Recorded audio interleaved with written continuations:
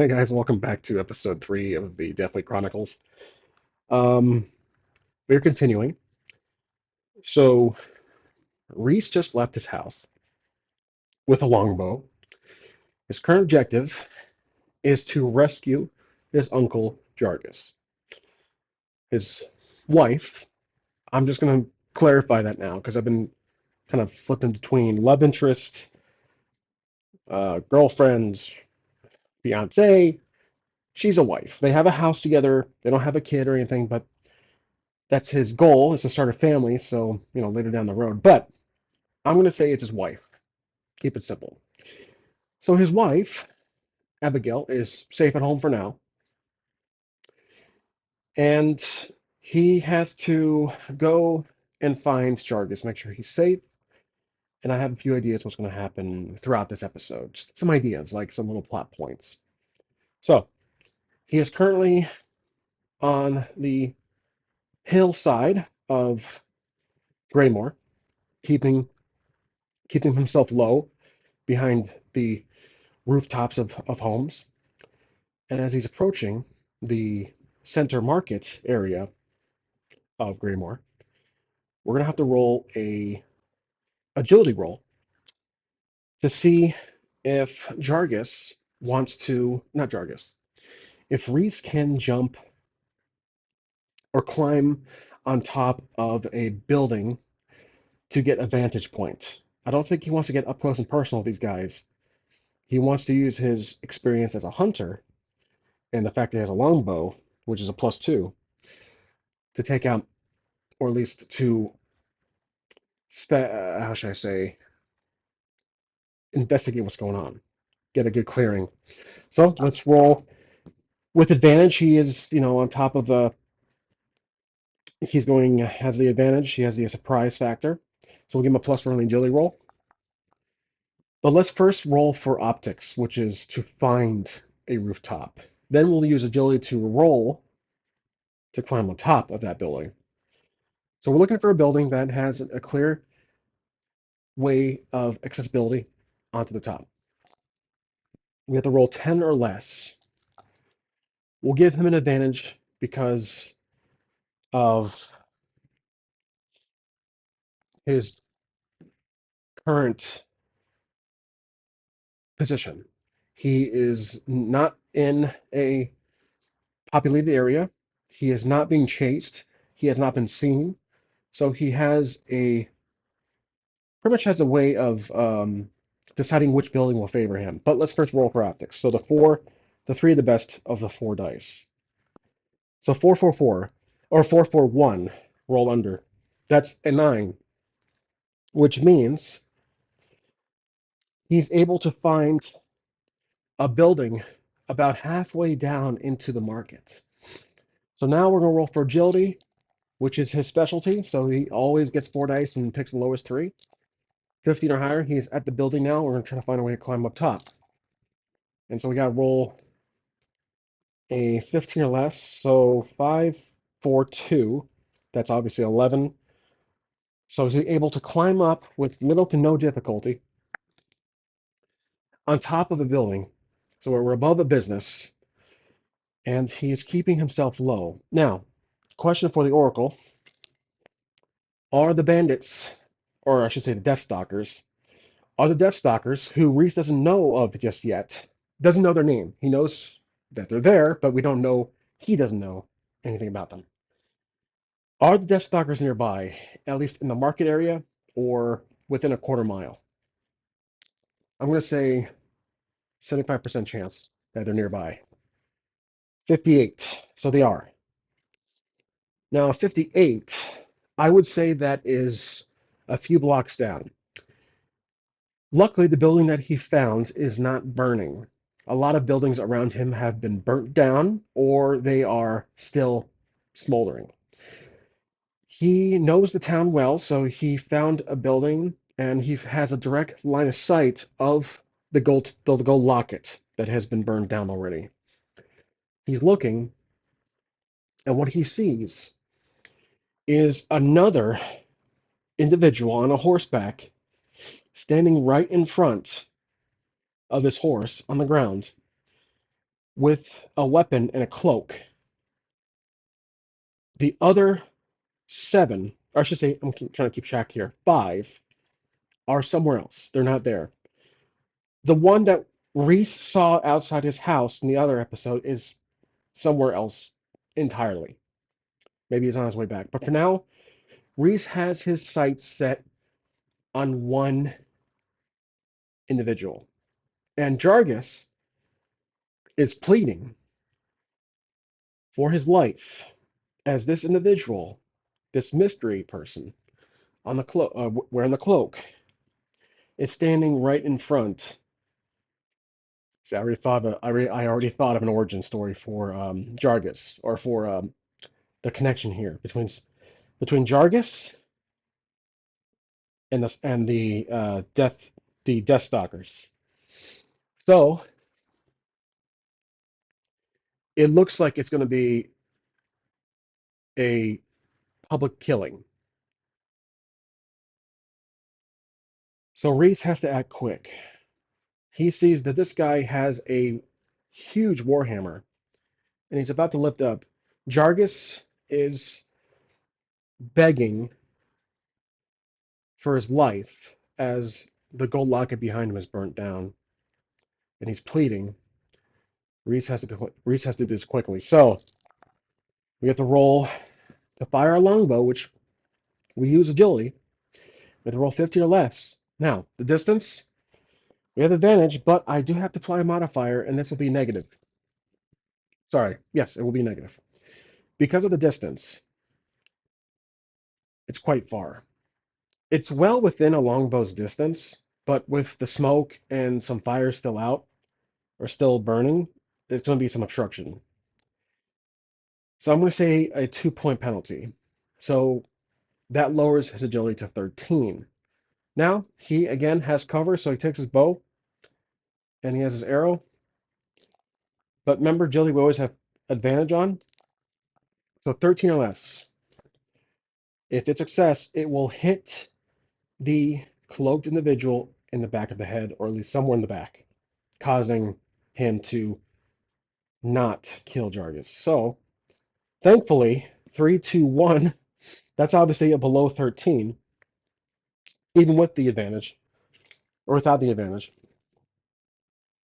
Now, he fires the arrow, and 3, 2, 1, that's, let's see, 5, 6. The arrow zooms by through the smoke, a good quarter mile perhaps at most, and it hits the cloaked individual in the back. This causes him to stumble forward. He drops his warhammer. Perhaps he was about in mid-swing, drops the warhammer, gets hit in the back. Jargos looks up, and he stands up. Most of the area is clear. People have panicked. Unfortunately, people have died. And the other 5 or 6 of the Deathstalkers are nowhere near for some reason. They are scattered around. They're obviously there looking for someone, for some people, because Jargos was about to be murdered in broad daylight by one of the Deathstalkers. Why is that? What do they have? What beef do they have with Jargos? Uncle Jargos, I should say. So this causes Jargos to instinctively react just enough to stand up really quick, take his dagger, and stab him right in the stomach. Whether or not the arrow did the job, Jargos saw an opportunity to strike back, so he stabbed him, and the individual collapses, dead. He falls back. Now, we officially introduce our second player character. Guess who? That's Jargos. So, I have the sheet already written out. This was planned. Question was how it would have gone. If the arrow would have missed, this character sheet would have seen the light of day, unfortunately, but Jargos survived. He has 12 gold pieces, his heart of 7, agility of 8, vigor of 15. He's a brute. That's his advantage, so I gave that 8 for optics, 12 for craft. His starting health is 5, move rate is 4, and his base damage is 1d8 based on his strength, his vigor. He has a light mace, dagger, 10-foot chain, rations, and torch. Human male, 45 years old, to retire is his goal, to retire, own a business, which is burned down right now, so he probably won't retire anytime soon. His birthplace is not Greymore, it's Havenset. His origin story, brief, but like I said, this does have some relation to the Deathstalkers. Soldier, fought in the Great War with Reese's father, started to go luck at 20 years ago. That is the introduction of Jargos. Now, because Jargos has suffered the loss of his business, his home, most likely also burnt down. I don't think that's worth an oracle question. And he was about to be assassinated, literally killed. That is worth at least one or two steps down on focus. So he is going to be halfway to -1 modifier on the any ability roll. So I'm going to put him down to 2 steps below the middle because of that. However, um, back to back to Reece. Reece stands up. He looks around to make sure that no one is has seen what happened. There's we can roll perception. Let's roll optics for Reece. Standard roll 10 or less. 6, 2, 2. So that's 9. Sorry, 10. 6, 8, 10. So right on the money. Oh, that's right. Okay, I forgot. This is in the rules. Let me show you guys. I forgot. I don't do this too often, but when you do it wasn't necessarily a risky action, but it was just more so a general check. However, I'll give it to him. Exact is a perfect. What this does will increase his sharpness. So that will increase his step by 1. Perfect rolls and fumbles are affect the focus line. So he's up another step. So he's 2 steps. He's pretty much the opposite of Jargos right now. Okay. It affects the meter, essentially. So Reece doesn't see anybody because it's perfect. He's going to hop down. No roll required. He's going to, not before he hops down, he is trying to wave. Not too trying to be conspicuous about it. He's trying to wave to not shout or anything, but wave to Jargos. Jargos is looking around and he does see someone waving in the building. Jargos is going to like walk, kind of briskly walk towards an alleyway that leads to that building. And then Reece acknowledges, sees Jargos coming, so he hops down back where he climbed up and meets up with Reece. They hug it out. Jargos thanks him. Reece asks, "Are you okay?" He says, "It's all over. My life is over. I've lost my home. I've lost my business." Reece says, "Why was that? Who was that guy? Why was he about to kill you?" And here's what's gonna happen. Here's what I was thinking. Jargos explains he believes it's been 20 years, but he believes that that was a member of an old faction from the Great War called the Deathstalkers. They were ruthless mercenaries hired by rivalry rivalry kingdom to kill the best soldiers from Jargus's kingdom way back, 20 years ago. So he thinks that they have regrouped and sought out their revenge because they were defeated many years ago. He says he recognized their emblem, he recognized uh, their cloak, but the person who was about to kill him was not familiar to him. He thinks it was someone else. That this is just perhaps a spin-off group of the original Deathstalkers, but somehow they knew of Jargos. And Reece says the Great War. You mean there were survivors? And then Jargos says, yes, most likely. We didn't, not everyone was dead at the war scene. Some people fled. Some of the other kingdom surrendered, but most likely some people fled the battle scene. So Jargos Reece says, well, let's go take a look at let's go take and hide the body before the others come back. So Reece and Jargos go back to where the Deathstalker was killed. Now we're down to let me note down here. We have killed one Deathstalker. So now we're down to seven. There's seven left. So that was a team effort too. They get back to the main marketplace, and while they're closing in, they hear horseback, more horses on the cobblestone path. Or I should say, is that worth a roll? No. I think you can clearly hear horseback on a cobblestone path.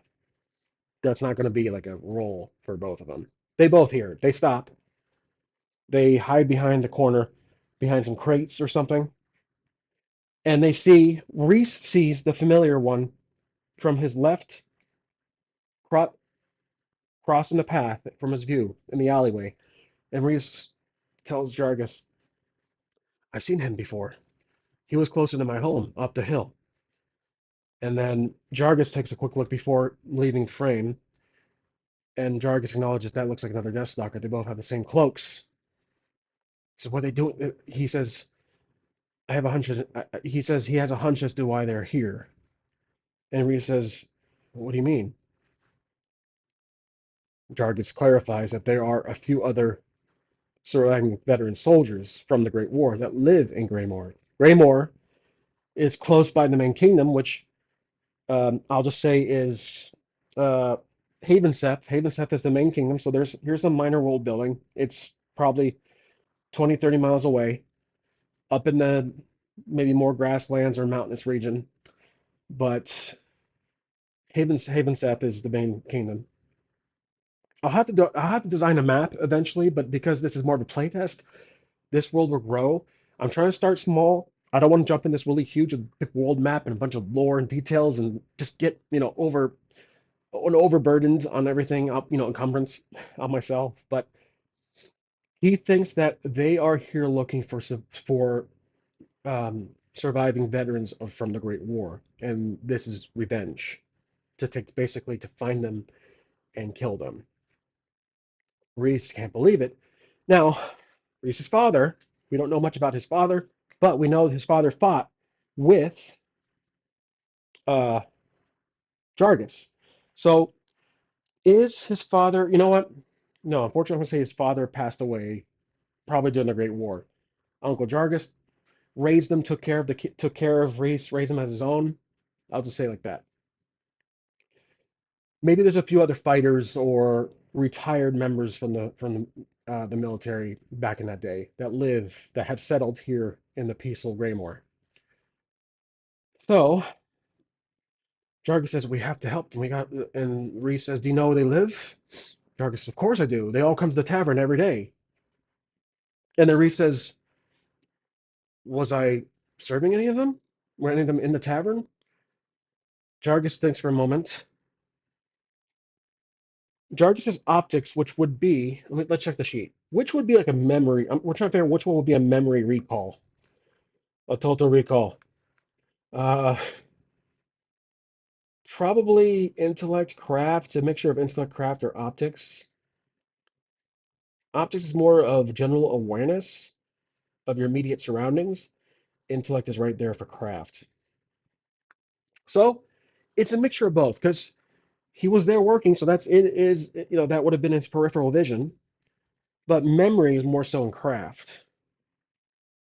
Let's do optics because it was not like we're not trying to recall a moment from like 30 years ago or like 10 years ago. We're trying to recall a memory of literally an hour ago. So this would be a 3d6 roll. Optics for Jargus is not too good. It's 8. Not too good. So let's get a good roll here. 651. That's not good enough. It's a fail. So he doesn't remember. He said, I don't know. It was so busy, and then all the fire, and my mind's a blur. So then Reese is about to say something else, but the Deathstalker who crossed earlier finds the body of his comrade dead, and he shouts. Now, what I do want to do here is a different language. He shouts in a different tongue, and they hear this, but Reece doesn't recognize the language. Does Uncle Jargos do? He has a craft of 10. He does. 2-1-1. That's a pretty good roll. He he hears it, so he understands what he just heard, but he didn't catch all of it. But he definitely understands that he shouted, uh, Master, one of our men is down, to some degree, like that. So Reese and Jargus kind of go around the crates, peek around the corner like Scooby-Doo, and they see the one Deathstalker from earlier standing over checking the body. Like turns him over. He has an arrow in his back. He's got like a bludgeoning mark in his stomach, or piercing into his stomach. He's dead. He's out. And then he looks in front, sees the burnt down tavern, and then the other six approach, or I should say, yes, six. There was eight, I have to remember there's eight of them. Well, would all six be grouped up like that? Because I don't have a feeling.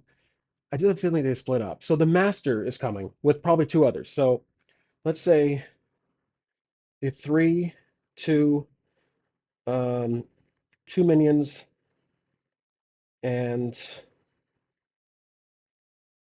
the master. He calls him master. They're approaching, and you can hear his heavy. He has a huge suit of armor on, and that horse is working overtime. So they approach and stops. He steps off. Reese is looking. Jargus is still behind the crate, can't get a good glimpse. And Reese looked. He says, "There's a man with a." I saw him earlier. This must be the leader of this Deathstalker group," as he's whispering. And then Jargus pushes Reese out of the way. Like, hold on, hide, hide, hide. And then Jargus, who's a bigger guy, looks around the corner, about my size probably. He looks around the corner and he sees him. But he sees the mask, or not mask. He sees a huge helmet on with like almost two horns, like a kind of like a Viking helmet, two horns on. And he's got a huge fur coat on, like a cape that's attached to his suit of armor. So he's a chest plate, got the shoulder pads, got the lower region armor, chainmail. Is all he's fully decked out. This guy would be level 50 at this point. And Jargus doesn't see his face. Let's do another roll. Does Jargus recognize this? Maybe from what he's wearing, or can he see the face? I'm gonna say it's a -5 on optics, so that would be. Let's see. We gotta roll a 3 or an 8. So 7, 6, 5, 4, 3. That's a 3. -5 is a little too much. Let's do -2. So he has a roll 6 or less on optics. His optics is pretty bad already. Yeah, that won't work. So 4, 3, 2. So yeah, that's too much. He's like, I can't tell who that is, but he definitely looks like the boss. We need to hide. We can't take these guys out now. So he leans back, and then meanwhile, Reese it can kind of see from behind the corner of the wall a brick building. So there's some bricks that are provide some cover. This building isn't entirely burnt down. The master, as we've been nicknaming him so far, I'm gonna write that down. The master walks up slowly to the dead Deathstalker. Ironic, and because he stalked death. And the other one, more so the scout, kind of kneels like in his presence, like he's some lordship. And the knight, the master walks up, looks at one of his dead members, and says, "Pathetic. What a waste of human trash." And he kicks him over, pushes him over, and he says, "Who did this?" Looks to the scout, and the scout says, "I don't know, sir, but I was tracking someone to the south who I believe might have been from this building here." So the scout most likely saw who he thought was someone coming out of the bar, of the tavern, and fled. That was Reece, most likely. But there were so many other people running around. Reece stuck out because he has main character syndrome. Or he thinks that he also says, well, before I left, there was a much bigger individual that was here, kneeling in front of this burnt out tavern, sir, master. Master looks at the tavern and he sees a sign that's partially burnt off, hanging says the gold locket. That sounds familiar. And as we're talking, that's from our point of view. That's from the game master. That's from the guide, not the players. The players can't hear this discussion. So Reese and Reese whispers to Jargos. He looks back and Jargos is gone. He left. He looks back and Jargos is actually walking around the building. And Reese is like, Jargos, what are you doing? And Jargos stops. He says, follow me. So Reese leaves and follows Jargos. They go back. They go away from the market. And Reese catches up. He said, "What are you doing?" There's fire. Remember, there's fires and some smoke still burning. He's like, "We gotta find my friends. Only we can fight against these guys." And Reese thinks that's a really good idea, actually. So they're heading away, not necessarily back east, but what Reese doesn't know is that the Master Deathstalker was told by the scout that he saw someone of interest fleeing to the south. And who lives down to the south? Abigail. So currently, that might be a problem. She is right here waiting for her husband to come back from this adventure of sorts. Reese and Jargos make their way away from the Master Deathstalker and his three current minions as they're together, trying to figure out who killed the one of their Deathstalker members. Now, as our team, because now there's two of them, are making their way, Jargos is checking. He's trying to remember where one of his perhaps four other friends from the war live. So let's note that down. There is four remaining veteran members from the Great War. The Great War. That way, I know just what to keep track of. And he says, I think I remember where one lives just a few minutes from here. He lives on the east side, near the mill. So there's a river on the east side, perhaps over kind of hiding in the canyon. And he says he lives in the mill. So let's say one member lives in the mill.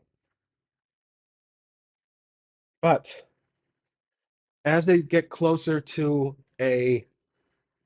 another main path, a horseback slowly stops right in front of Reese and Jargos.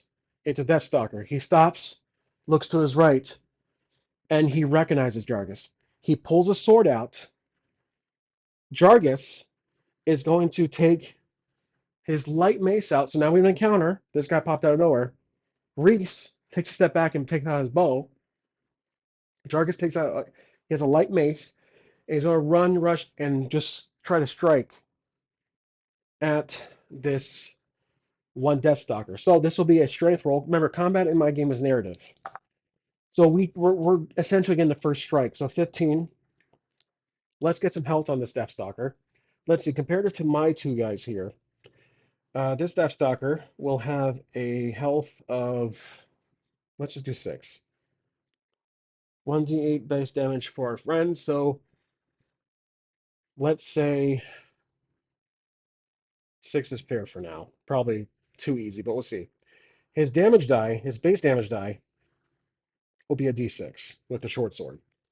His enemies have a um, in my game, it's not official. I don't have like an official enemy creation system, but with player characters, you have a base damage die, and then you have a bonus modifier based on the weapon you have equipped.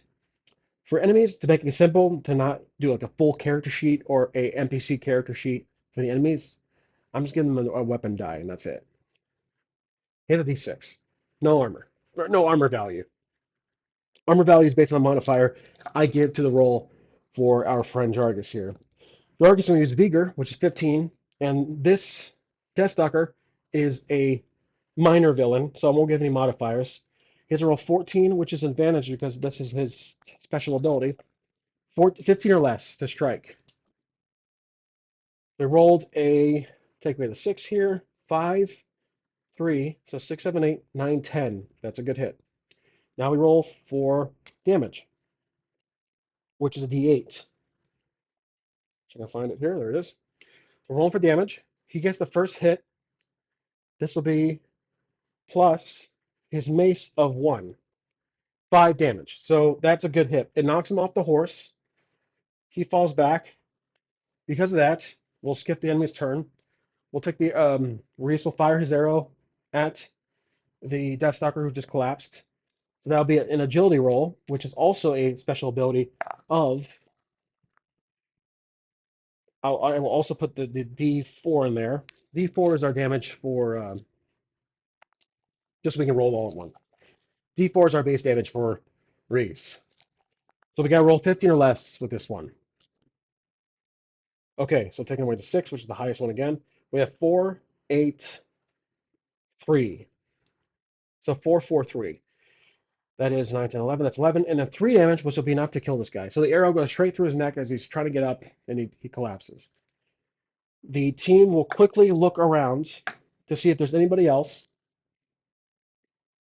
They look, and there's no one else. There's no other Deathstalkers. So that's another Deathstalker down. So 6 left. 6 left. I'm going to star that and remind myself in the next video. The other 2 are probably, let's see, there's 3 right now outside the tavern, and there's 3 others that are scattered around the town looking for these targets. They pull his body back into the alley, and they're going to loot him. Okay, so I have this box here called Magic Item uh, Compendium, and it's just a assortment of random 5e items, which we'll have to convert to my system.